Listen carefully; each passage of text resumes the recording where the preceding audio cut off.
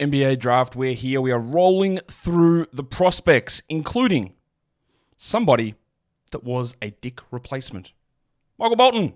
Thanks, Josh. It's Michael Bolton here, and it's time for another episode of the Locked On Fantasy Basketball Podcast. Let's get to it. Let's get to it, indeed. You are Locked On Fantasy Basketball, your daily fantasy basketball podcast, part of the Locked On Podcast Network.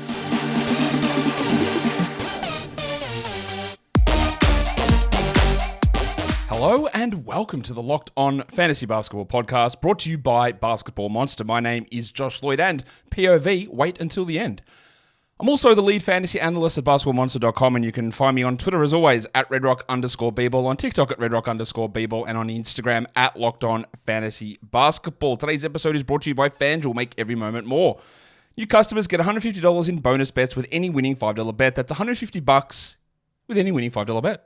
Visit FanDuel.com/LockedOn to get started. Thank you also for making Locked On Fantasy Basketball your first listen every day. We are free and we're available on all platforms. Draft, we're doing it right now. Some guys that you may not know a huge amount about in this one. We're also going to we're going to get a separate opinion on Kel'El Ware as well, because I think he's one of the more intriguing players in this class. And the guest we're having on, first-time guest, really wanted to talk about Kel'El, so we're going to talk about him later on. Also, just a quick shout-out if you are watching on YouTube. I'm going to move the mic for a sec. See that t-shirt there from the guys over at Rep Culture, a local Australian t-shirt brand. So thank you to them for providing me with the shirt. I'll provide a link for that in the show notes as well. But they do great work as well. They're from Zambia, which is where my wife is from as well. So really looking, love the stuff that they've got. And thank you for helping or for providing the t-shirt and the goods here. And look, I think you should guys check it out and see if they've got stuff that you enjoy. All right, let's enough of that. Let's talk about draft prospects. All right, so first time guest on the show to talk NBA draft prospects. You may have seen his stuff float around on Twitter. You may have seen the prospect graphic cards that he puts up. You may have seen the hammer emoji in his name. Here he is. It's Ryan Hammer. Welcome to the show for the first time, Ryan. Hey, I appreciate you having me on. It's good to finally formally connect, I guess. It is, and you've seen your stuff in the draft space over the last couple of years and been very impressed with the work that you put out. First of all, if people don't know what I'm talking about, you put out these sort of big draft cards with a bunch of info on each prospect and strengths and weaknesses and a ton of info just in sort of a takeaway image. Is there a place that we can find those draft cards to begin with in one spot where we can go through and look at all of your work on those players? You know, that's a great question, and I probably should have a better answer right now. In the future, I'll put them together probably on a better spot. But right now, they're pretty easily findable on Twitter, and I think and within the draft week, I'll probably do an entire Instagram and TikTok slideshow and maybe a file of them. So, well, go search through Ryan's Twitter account, see the ones that he's put up, and just gives you a nice snapshot on these on these players that we are going to talk about. Some of them we're talking about here, obviously, and the other ones that he's going to go through. Now, I've asking all of the draft guests that come on, Ryan, about the value of this class, the strength of this class. When someone says this isn't a particular strong class, A, do you agree? But B, what does it mean to you? Like, how do you view that? Because there'll be people who argue you'll always find a good player later in the draft, or there's going to be a bunch of rotation players. And I don't think anyone's ever argued against that. But how do you categorize, I guess, the quality of the overall group of players coming through? Yeah, I'd say it gets labeled as a weak class, I think, because the casual NBA fan looks at the top. They look at the lottery, the top 5 picks. They saw Brandon Miller and Victor and Scoot last year, and they saw Chet and Paolo and Jabari Smith the year before, and they see a lot of these quote-unquote maybe generational guys or potential superstars pretty easily, and you don't see that as clearly this year. And throughout the entire process, really, since October, November, there's been 10 to maybe 15 different guys getting labeled as the potential number 1 pick or number 2 or number 3. So I think without the clarity at the top of, like, for sure these guys need to be stars, maybe you could say that about Sar a little easier now, but I don't think it is that simple. So I think that's why it gets labeled as a weak class. It's hard to disagree with that. That's the truth, but I think the class is really deep. I think there's a ton of role players to be found, and kind of like you said, like, stars always kind of emerge and big players always emerge out of nowhere. And this class is not short of them either.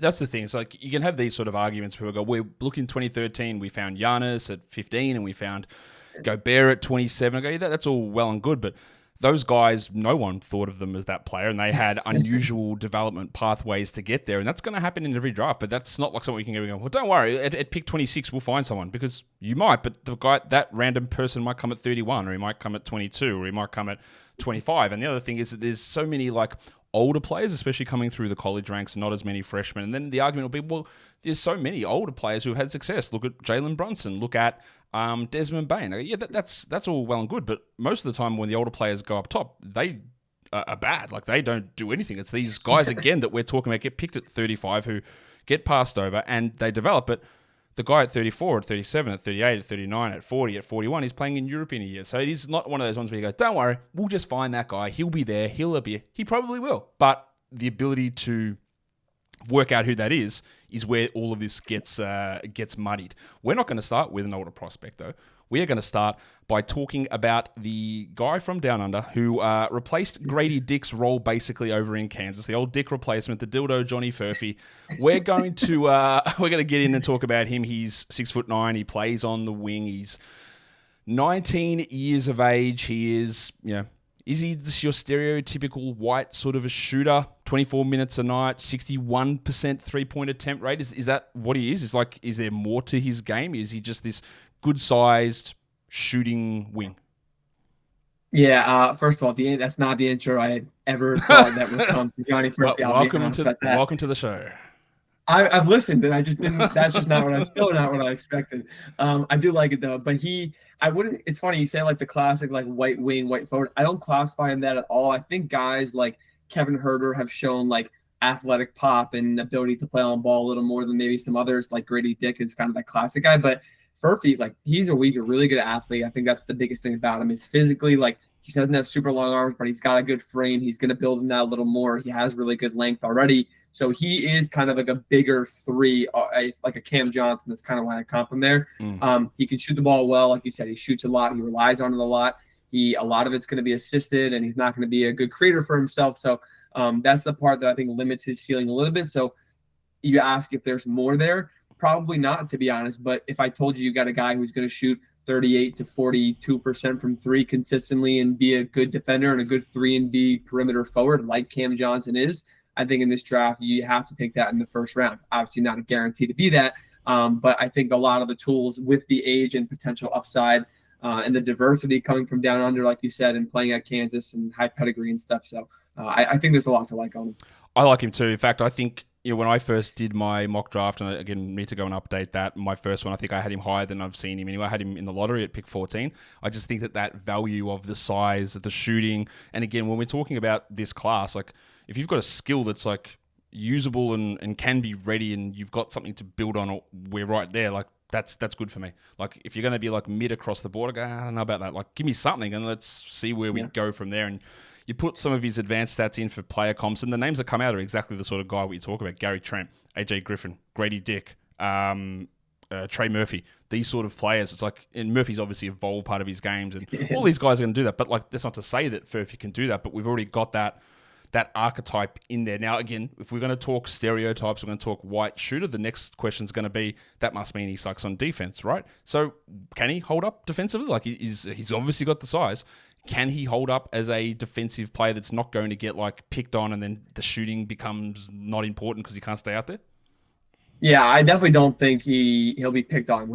Even on the NBA floor, I find it hard to believe that he's going to be the worst of 5 defenders on the floor. I think overall he's a plus defender, especially because he's agile and quick enough to guard 1 through 3. Now, when you get to NBA fours and true NBA power forwards, like that could be a problem. They could try to pick him out in post matchups a little bit, but he's young and that's one of those things he has to work on, is building on his frame a little bit. So in due time, I think he'll be okay. He should be fine with that if he adds on 20 to 30 pounds over the next few years, which tons of guys have done and become better defenders because of it. But I'd say overall he's a plus defender. He'll never be the worst defender on the floor and be picked out 100%. The thing I think with Furphy, this brings us to a larger question about this draft, is that there are so few younger freshmen coming out of the college system this season. How do you view age as a draft situation, because it's very easy to say, well, look how productive this guy is at age 22. But then the counter argument, which I'll often use, yeah, that's fine, but like Johnny Furphy will be that age by the time he hits the final year of his rookie year contract. So with so few of these freshmen who are even sort of pushing for discussion, and so many guys who are 22, 23, pushing 24, how do you evaluate that? Like, are you going to give me the guy that I can actually sit and work on for these 2 to 3 years and then see where they get to, especially if it's like a close decision? Or do you ascribe to they're older, therefore they're NBA ready?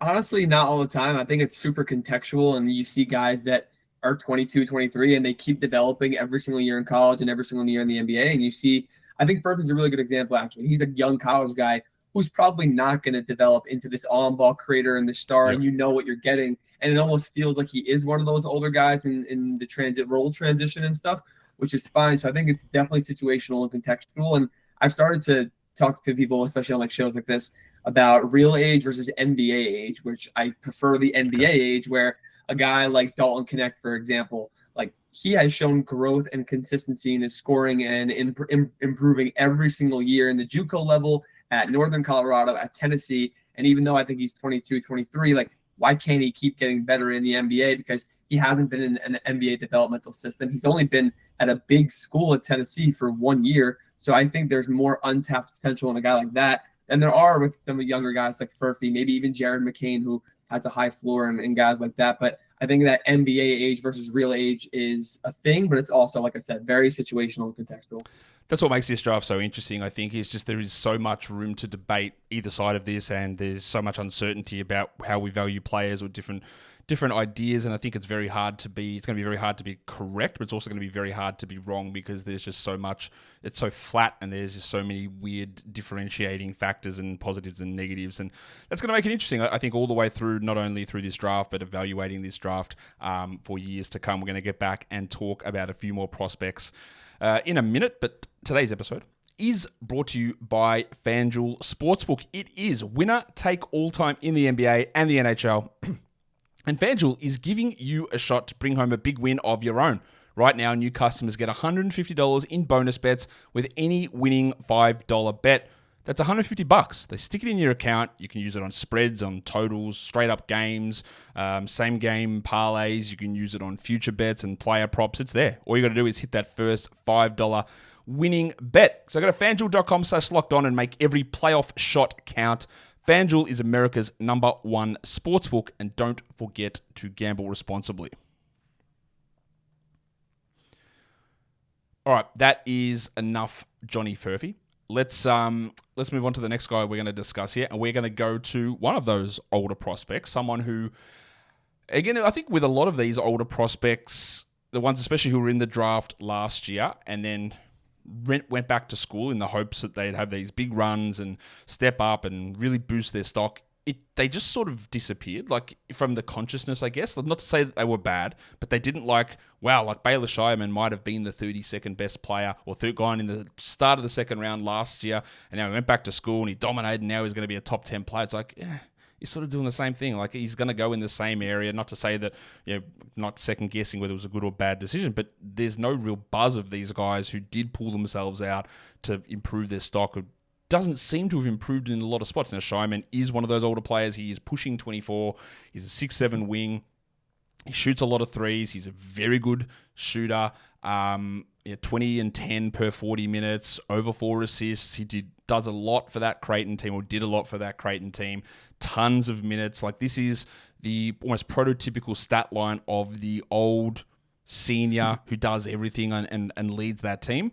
He did similar things last season. So, like, is this one of those, like, yeah, but you look who you're doing it against and look at your age, and when we get to the NBA, I don't really see further growth from there? Or is Scheierman just going to be like sort of pigeonholed, like, you do this one thing, that's great?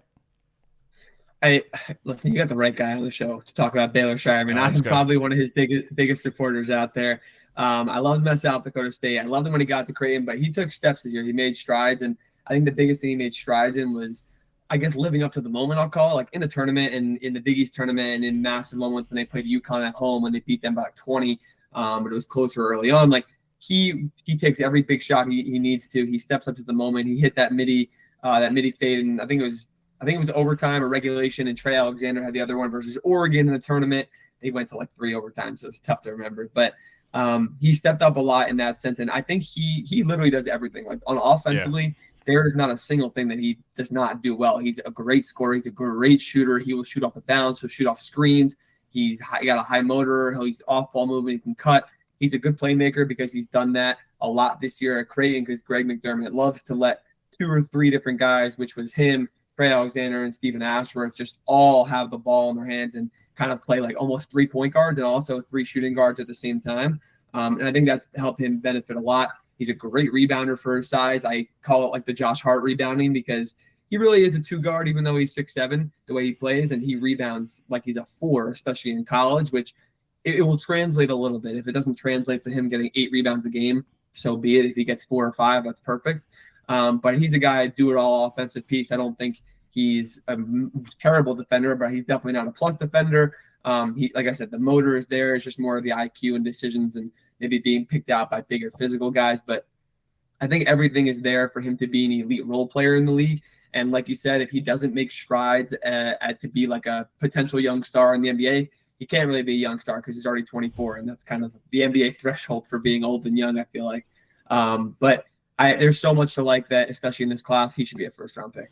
Yeah, I think he probably does end up sneaking into the first round. Now, there's a couple of things that I'll say about Scheierman that I do like, is the fact that, as you said, South Dakota State through to Creighton, and things basically stayed the same, if not improved, as he changed schools and went up in competition level. So he shot apart from his 3-point shooting, which was at 45% at South Dakota State, which is obviously insane, but he still maintained really high numbers. He maintained good rebound numbers. He maintained good assist numbers. His steal rate was strong. Yeah, his overall efficiency numbers dropped a little bit, but that's to be expected. And all that stuff is the stuff that you think will happen to a player in those scenarios. So that's all well and good. That's very much in line with what we expect from a player like that. Now, you mentioned the name Trey Alexander before, who's a player I really do like for Creighton as well.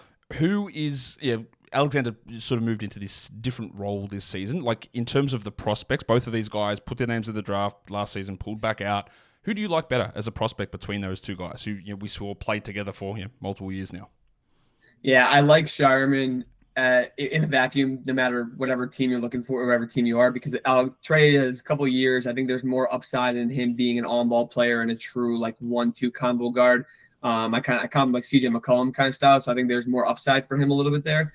But in a vacuum, I'd take Scheierman probably first, even though I do like Trey. I've seen him mocked highest 40 when I don't understand why that is, where guys like him and AJ Mitchell, Hunter Salas, I like them all. I think they should all be in the same range, late first, early second. So I'm not far off, but I prefer Scheierman. Did you say you see Trey Alexander at 40? Is that where he's been mocked? I haven't actually looked at the mocks that much, because that is way lower than where I'm going to have him. I'm going to have him way high. I'm going to have him massively higher than that. I think I had him 25 last year before he pulled out of the draft. Yeah, I'm big on him. So that's really interesting. We'll talk about guys that might go in the second round who might have that steal upside potential. That is I'm massive into that one. So that's really, really interesting. All right, let's go on to the next player. We're going to go to Arizona.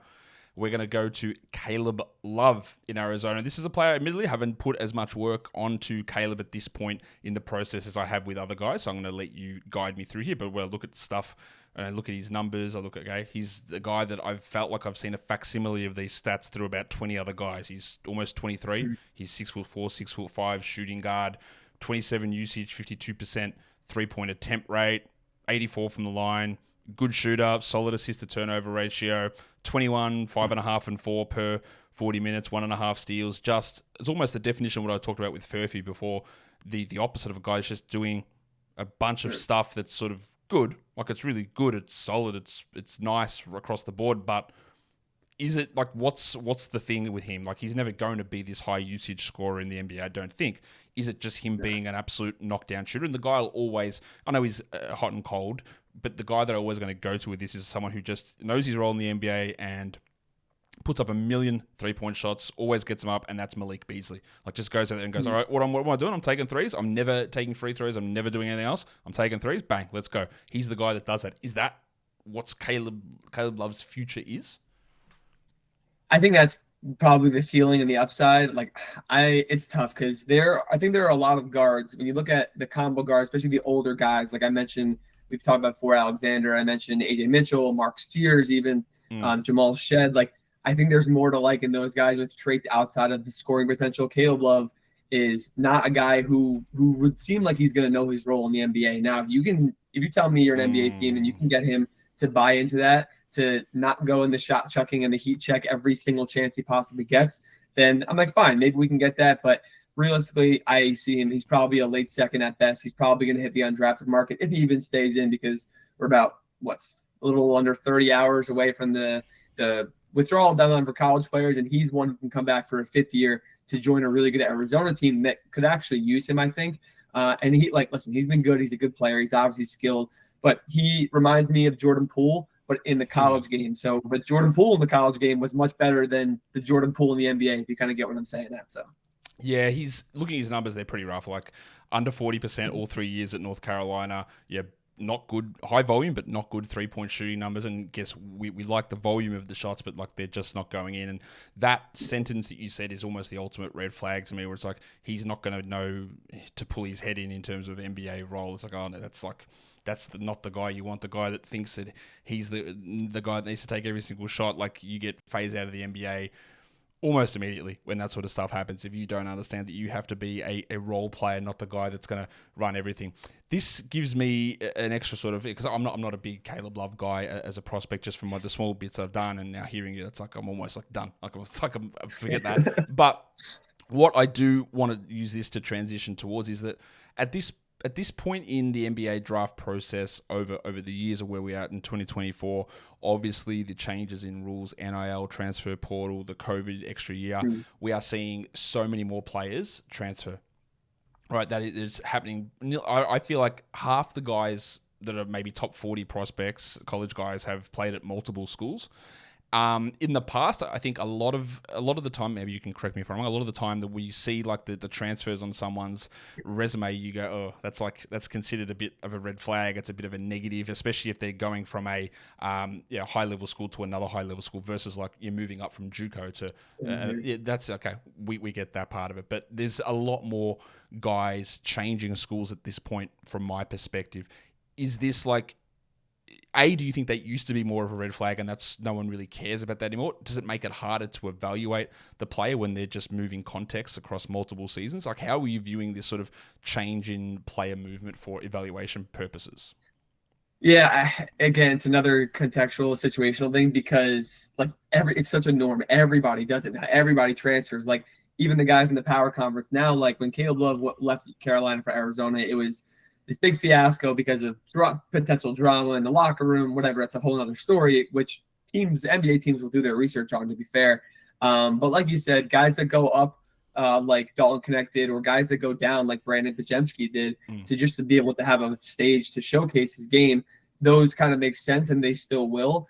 The thing is that like basically over half the players that were still eligible to play college basketball or to return were in the portal this year. Some of them came back, but most of them found new homes, and it's just kind of the norm for the most part. I wouldn't take it more than with a grain of salt. Now, there are guys, I'm not throwing shade at all because I think he's a good player, like AJ Storr, who has played at now 3 different schools in 3 years. He went to 4 different high schools in 4 years in high school. So like, maybe those things are red flags. But for the most part, if a guy like in Caleb Love's situation, he transfers once, it kind of just is what it is.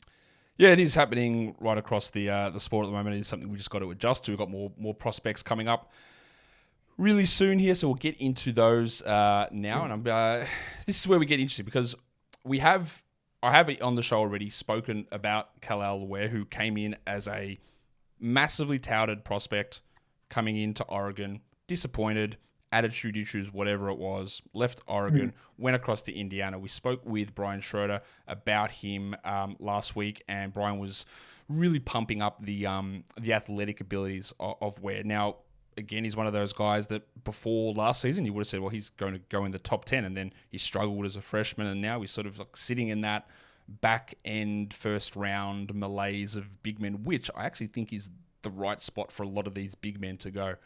I am I'm really interested in what he can do. I hate that a lot of his statistical comparisons are DeAndre Ayton and Marvin Bagley because of their perceived weaknesses and failures from the top of the draft. But again, you might get this guy at pick number 20. So you wanted to talk about Kel'El Ware. You had some strong thoughts on where he is. Are those strong thoughts really positive? Like, how is this like a top 10 sort of player? Where are you at with him? Because I feel like he's a polarizing guy. Yeah, he definitely is. So I liked him a lot coming into Oregon in high school. And you mentioned the end of the first round, those bigs like Deron Holmes is there, Nisi, Zach Edey, and Kel'El Ware are kind of like a grouping to me of bigs after Sarr and Klingon and then a gap and then these four.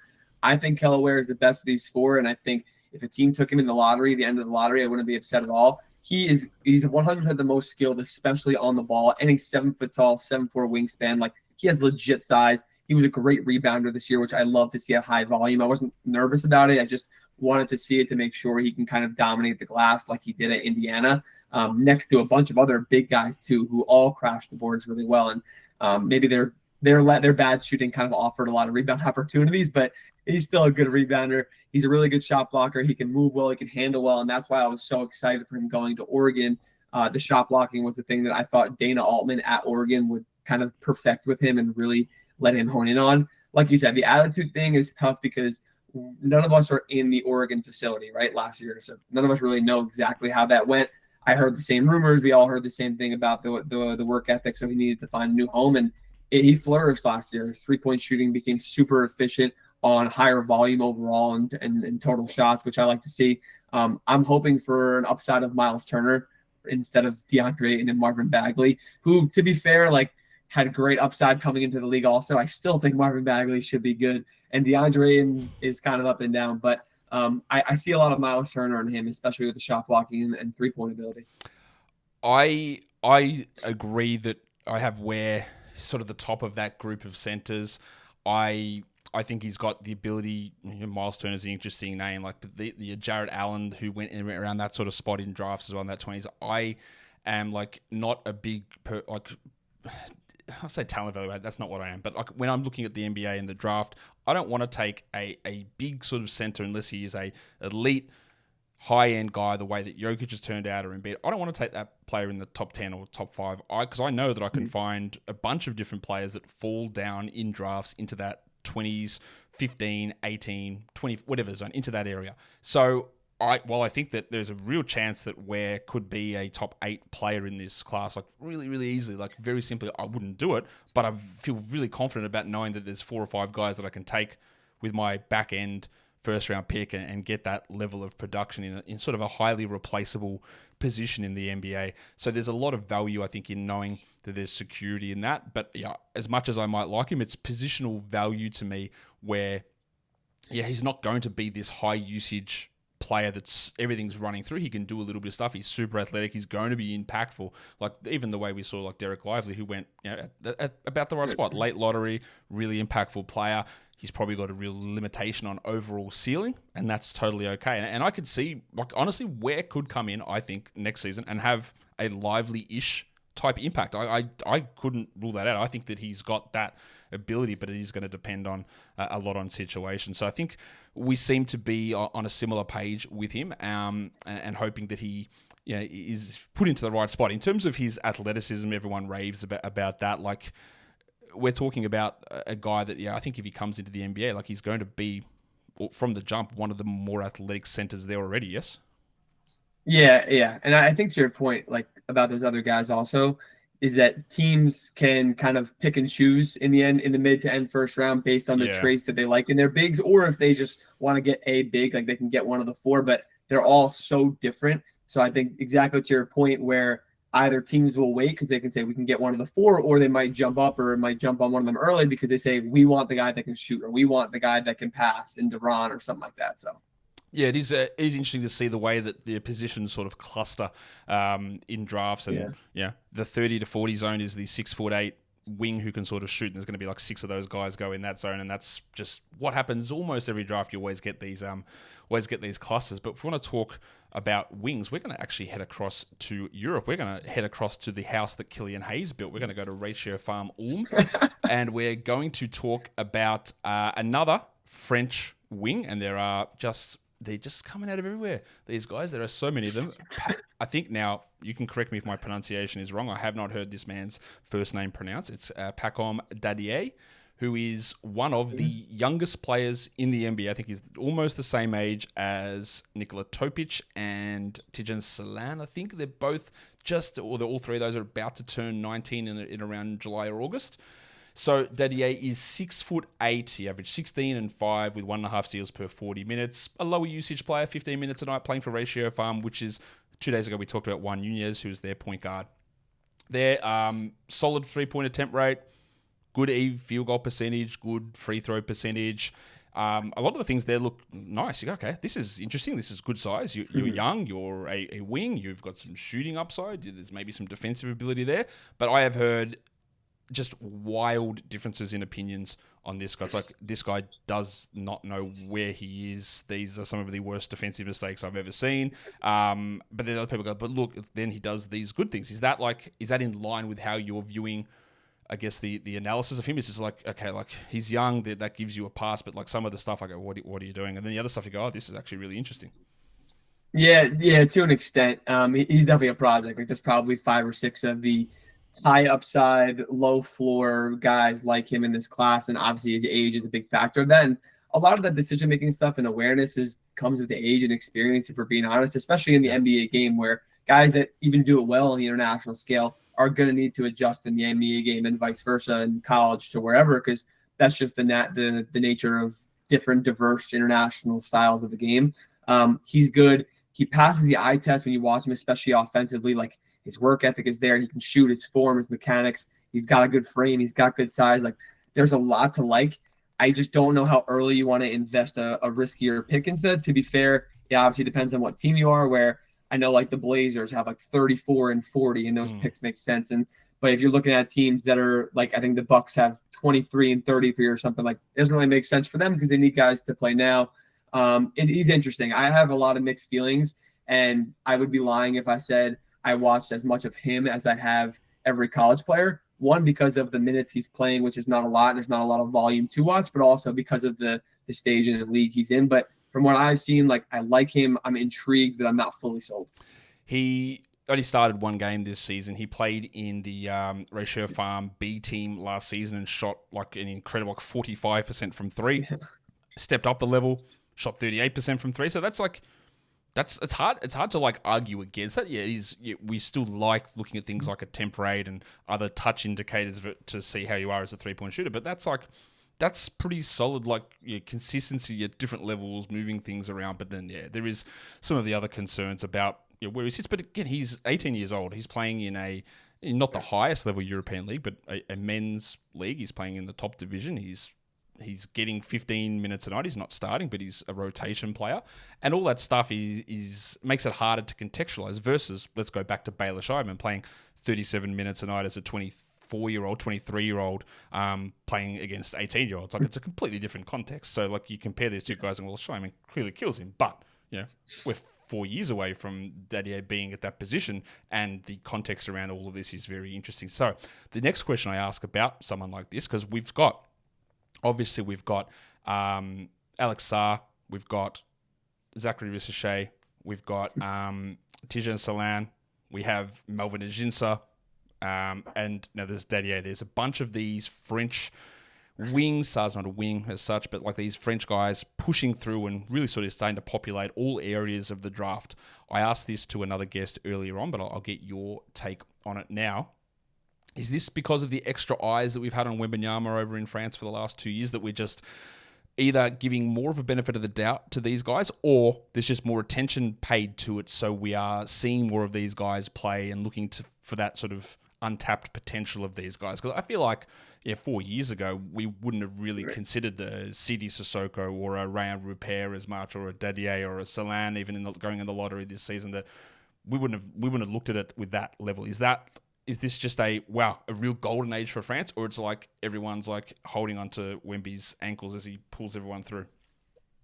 Maybe a little bit of both, because Wemby has that effect. But I honestly think it's the truth where, like you said, the guys that came just before Victor, Rupert is a good example, Sissoko, they're basically the same time. But Maybe they got a little bit more of the benefit of the doubt because people were just starting to get back into the French league. I almost called it Ligue 1, but I know that's football and soccer. Yeah. So, what's it called? But I think, especially next year, I think this is a great class for the young Frenchmen. But next year, aside from having Victor, you don't have a Victor, but next year is going to be probably better. There are so many young 14 through like 18, 19-year-old French kids right now in this class in the next few years that I really have never seen this from one country internationally all at once. And it's got to be either something in the water or something likely in their development system and how they're doing things, especially on the international scale. I think a big commonality you see in a lot of these kids is like Nolan Traore is one that I love watching this week. He's unbelievable. But is a lot of them play for the French national team at U16, 17, 18. And I think it's something that they're doing there in development, whether it's buying into their bodies and physical development, or it's an IQ thing and how they practice and train and stuff, which is the same thing. Like I said, soccer and football, like it's the same thing abroad versus domestic that we are being beat at, the Americans. So it's something in their development system. I truly believe that. And I think probably in like 4 or 5 years, when right now we see a lot of international guys that are running the league, Luka, Giannis, Embiid, et cetera, you're going to see a lot of not just international, but there's going to be 10 French guys who are all trying to be all-stars. Yeah, Nolan Traore had a 45-point game a day or two ago. He looked awesome. And then there was that, I'm sure you saw as well, that clip of that guy that people were claiming was like 12 years old or 13 years old or playing for Barcelona. I can't remember. Mohamed something. I can't remember his name. Debone, yeah. He was like 6'10". He was 13. It's like, okay, bro. Like if this is actually happening, I don't know what we're doing here because that looked ridiculous. There was and people go, maybe he's not 13. I go, yeah, but even if he's 16, the fact that he's doing this is ridiculous. But that's like a topic for future seasons. Now, we have to talk about this guy, the last guy we're going to talk about, because the numbers deserve discussion. It's Terrence Shannon Jr. from Illinois, a guy that has been in college since I think the NCAA was invented. He has been around for a very long time. He's going to turn 24 in like a couple of weeks, so he is old. I don't know if he'll be spending his 24th year in prison or not. That's another discussion. Well, no, it's not a discussion. Let's talk about it now because he's been accused and charged of rape. And, I don't know when this case has been. I think it's being heard in August maybe, but that's a huge issue here. Now, Shannon's numbers, 26.5 points per 40 minutes. Great. A block, 1.2 steals. Shoots threes, shoots free throws, scores well. But I believe, and I think we can cover this one pretty quickly, I believe there are just way too many red flags here to even bother with this. You're 24 years old. Like you haven't come out all these years in college. There are so many red flags around the way that you've played that no one's been interested in picking you high enough that you believe. So that's either the NBA teams don't think you're good enough or you think you're way better than you are. And you think, well, I'm actually way better than this. I'm going to go back and prove it. And you might go to jail for rape. So like there's huge red flags here. So he's got to be brought up because he's a name that people know because he's been playing in college since Charlie Ward played. Like that's how Charlie Ward didn't even play basketball in college. That's how long this guy's been around. And where are you at? Like, do you think that he's worth drafting? Are the off-court concerns, the off-court charges for being a terrible person, will teams Miles Bridges those and go, yeah, but you're good enough that we don't care? Or they'd be like, no, the on-court stuff's not good enough anyway. I think I can only speak to what exactly I know, and I do want to do more research on this, but from what I have gathered, I'm pretty sure it was a false accusation, and he said that he is looking forward to his day in court that's coming soon. So I'd say that's positive for him. NBA teams are going to know exactly what's going to happen before it happens. So say that all pans out fine, and like he is saying, and that is true, I fear that he's being undervalued as I call Scheierman, like the older can't miss prospect, like he's in plain sight. Like Terrence Shannon is probably that way too. He went back because he was very good last year when he transferred to Illinois. He took another huge leap, especially as just like this alpha and creator. And then he came back and he did it again, like scored 22, 23 a game this year. In the NCAA tournament, he almost basically was pushing Zach Edey numbers of points scored and what he was doing for Illinois. And he was unbelievable. Like the amount of rim pressure he can offer while being he's a big body two guard. He's like 6'6", 6'7". He's super strong. So once he steps into the NBA, assuming he does, obviously, like he'll be able to physically compete with anybody. He'll elevate. He'll play above the rim. His 3-point numbers were pretty decent, especially this past season. So if the shot is there and he can have the rim pressure that he has and offer outside shooting ability, I think he could be someone that in the playoffs next year when he's on like the Nuggets or something, we're looking back and we're like, what are we doing? Like, why did we let him fall to the end of the first or early second or something like that? Like I mentioned with Scheierman, but I think people have underlooked and they stayed away from talking about Terrence Shannon because of the legal stuff. And I understand that's tough, but as a prospect on the floor, if those things pan out and end up being fine, I feel like we might be missing someone pretty obvious.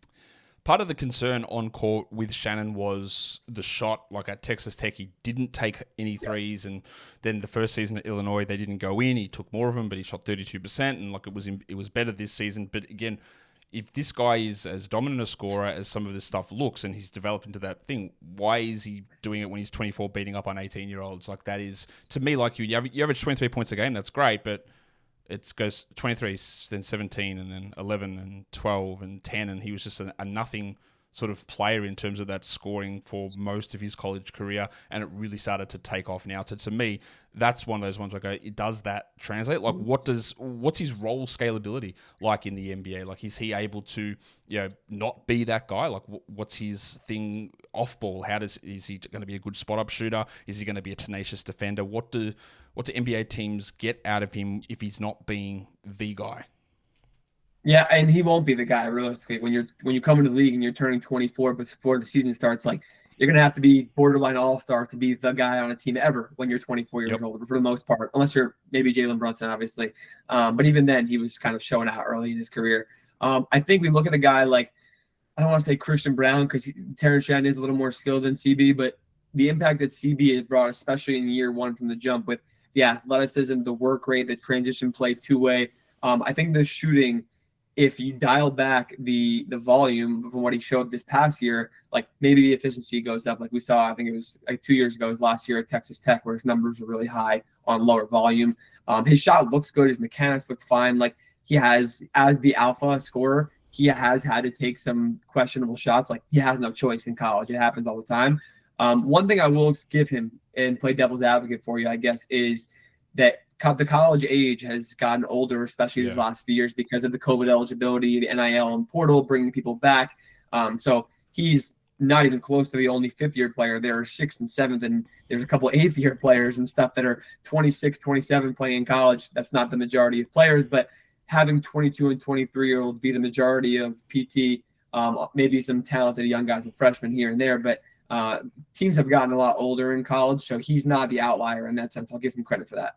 That is important context to note because, again, like if you are just going up against a bunch of kids, 19-year-old kids, then it doesn't look great when you're only able to do that when you're 24. But if everyone else is 22, then it does make a bit of a difference. But from what I can tell, he's got a trial scheduled for June 10th, so that is before the draft. So we'll see what information comes to them. That'll basically, I guess, have some of the decisions made for us and for NBA teams about where he lies. But Brian, that brings us to the end of our discussion on the NBA draft. So it was great to have you on for the first time. Great to discuss through these prospects, and I look forward to all the little prospect draft cards that you're putting out, and maybe we get that psycho. Maybe get somewhere to put them all in one spot, and people can go and have a look at them and see all of that work that you put in. Thank you for coming on. They can go find you on Twitter, RyanHammer09.